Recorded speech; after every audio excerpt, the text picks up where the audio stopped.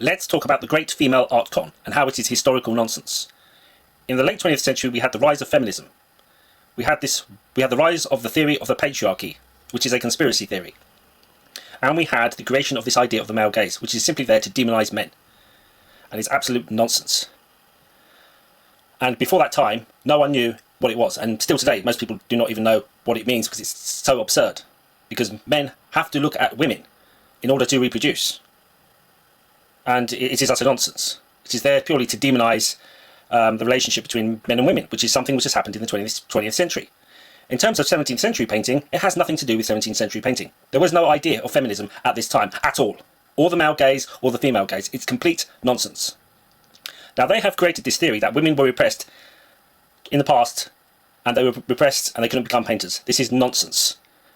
Women were actually encouraged to paint. Upper class women, the aristocracy, but they did not see it as a serious profession. Painting was not seen as a serious profession, although it was practiced by the upper middle class, for the ruling class. And the ruling class were liberal in their ideas.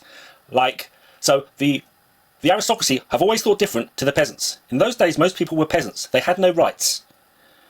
And the aristocracy were interested in the Kabbalah. This is shown with Artemisia Gentileschi, whose chief patrons, the Medici, who patronised her father, were the biggest collectors of Kabbalistic books. And in those books, the female is given a greater role. So when there were female artists in the court, they were promoted, and they were actually paid more than the men. There was a female painter in the court of Henry VIII, and none of her paintings survive. But she was actually paid more money than Hans Holbein, who was one of the greatest artists of the Renaissance in Northern Europe. She was actually paid more money than him. And so we have this great art con with Artemisia Gentileschi, saying that she was a feminist and all of this kind of stuff. She was not, and it has no effect on her paintings at all. A large part of her paintings were actually painted by men, but because she was a woman, she could get a higher price. And when she moved to Naples out of her father's workshop, she actually hired men to paint her paintings. Now let's move on to the latest con, Michaelina Wautier. We've just had this exhibition at the Royal Academy. She had a more famous brother called Charles Wautier. He is the painter of most of the paintings. He is the real forgotten painter. And he painted a large painting of Bacchus, which until 2009 said to be by him. But then some feminist art critic saw the painting and said it's by her, even though it makes no sense at all. So what I'm going to show you here is some fake art history by Micah Christensen on the Jeff Hein History Undraped podcast. Artist Undraped podcast. If you know anything about Jeff Hein, he knows absolutely zero about art history. He thinks a painted photograph is a great painting. It is not. Painting is about drawing, and drawing is about form. It is about actually the artist interpreting the visual world, not a photograph copy. And this guy just copies photographs, maps them, and then paints them. Now, he's interviewing a auction owner who owns a gallery, who buys paintings. And he talks out of his backside, Micah Christensen. And he's just going to make up art history about Michaelina Wautier. He's going to say that she was very important in the 17th century. She wasn't. Her brother was a more famous artist than her. And now they're attributing her brother's paintings to her. Now he says in this podcast that she influenced Rubens. No, she did not. Rubens was born in 1577. Michaelina was born in 1614. Rubens was 37 when she was born, and already the most famous painter in Europe. So he makes it up. He makes up history on this podcast. She was not important. She did not influence Rubens. Rubens influenced her. Rubens influenced her brother. Her family were connected to Naples, and you can clearly see in the paintings of Charles Wautier that he had a clear knowledge of Neapolitan painting, especially the painter Giuseppe de Ribera and Luca Giordano, and because of that, his paintings look like their paintings. They were inspired by their paintings, and that's how we can tell that the Bacchus painting is by Charles Wautier. Now, Micah then attributes a painting which is done by Peter Lilly to Michaelina Wautier. Complete, made-up nonsense on this podcast. It's like all of these people have been giving a letter saying, promote this artist, even though they do not know anything about her at all, and they're just making it up. Mm-hmm. And we don't like that today as an aesthetic. We look at it and we think of it as like it looks kind of like too idealized and fake. It's the fat women we don't like. Mm-hmm. But his real brilliance, I think, is in composition and in storytelling. The woman who kind of he was looking at as a model is the next image. We won't talk a lot about her, but her name was Michaelina Wautier. Wait, that's her as a little girl? No. That's Rubens' daughter, I think, is that image that we just looked okay. at. But the woman, this is a self-portrait of Michaelina Wautier, who Rubens looked at as a model for how to do portrait paintings. Wautier was commissioned by the middle class for the most part. She was a major figure in portraiture at the time. There's a major exhibition going on at the Royal Academy in London right now. We're kind of rediscovering her. The next image is another example of her work of portraiture. But it's good to see, she's the one who maybe more than anybody influenced what Rembrandt and Van Dyck become with her palette and the way. This is total rubbish. Van Dyck was born in 1599. Rembrandt was born in 1606, around that time. She was born in 1614. Impossible for her to influence Van Dyck and Rembrandt. Impossible for her to influence Rubens. Rubens was born in 1577. He was 37, already the most famous painter in Europe when she was born. This is nonsense. The way that she handles oil painting, you could argue that she's kind of like the mother of what Rubens and Van Dyck become. At least that's the current art historical argument. Do you know anything Absolute historical rubbish. Gobbledygook. about her history? Does she have some sort of deformity in her hand, or is that just... And look, Jeff Hine spots that the hand is painted poorly. Now, if you look at this self-portrait, they say is by her. It's completely different to the other paintings which they attribute to her. And the paintings they attribute to her seem to be copies of paintings from her brother's workshop. Now, she did have a career as a painter. As I said, in those days, women were encouraged to paint.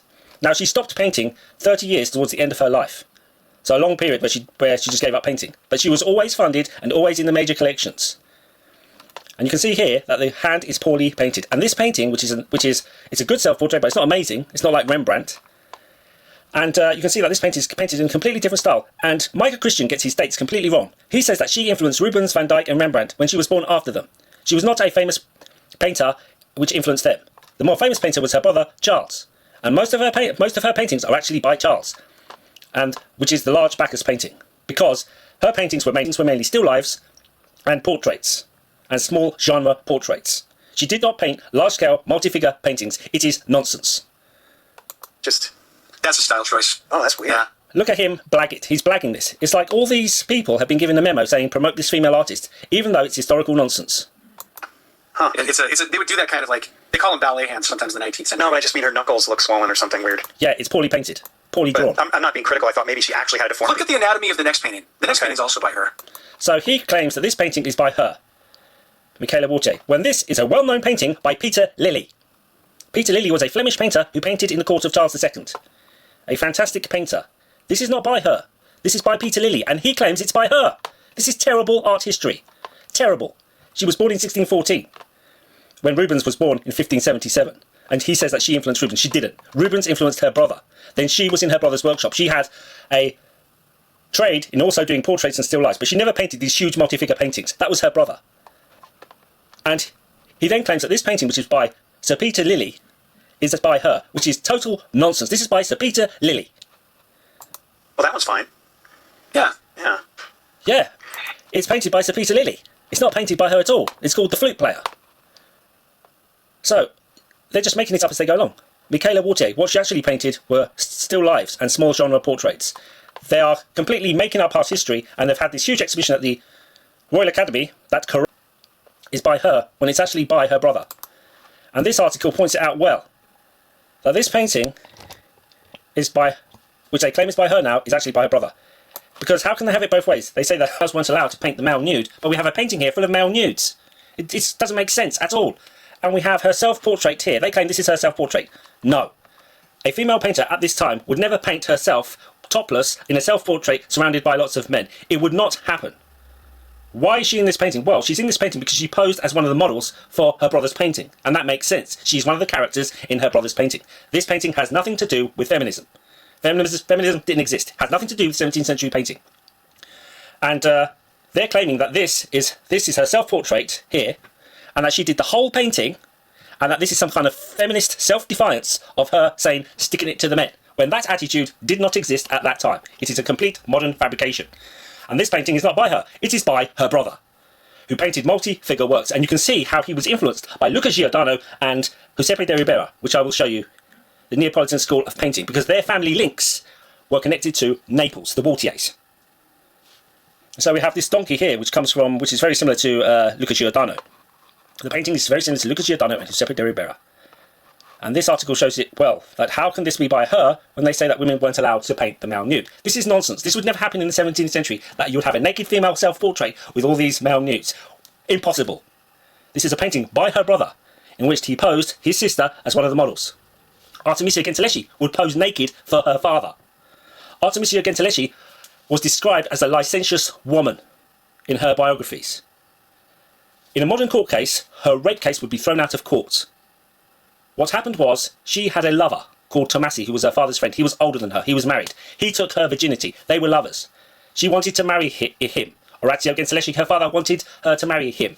He couldn't. He was married. And so what had happened is he had taken her dignity. He had taken her virginity.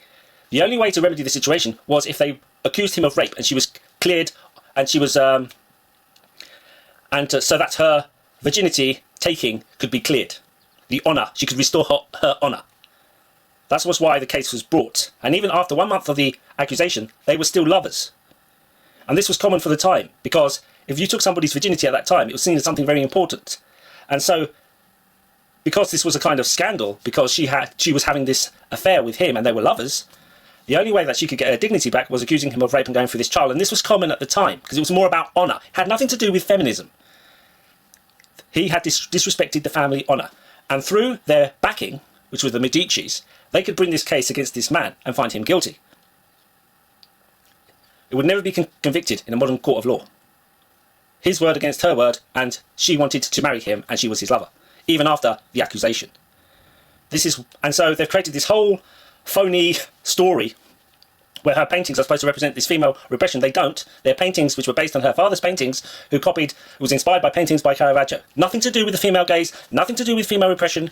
And both these painters, Artemisia Gentileschi and Michaelina Wautier, were promoted and were paid higher wages than men of similar ability, because they were a woman, because it was seen as something unique at that time. Women painters in the past were not repressed. There was not this idea of the patriarchy is a conspiracy theory, which has been created by feminism.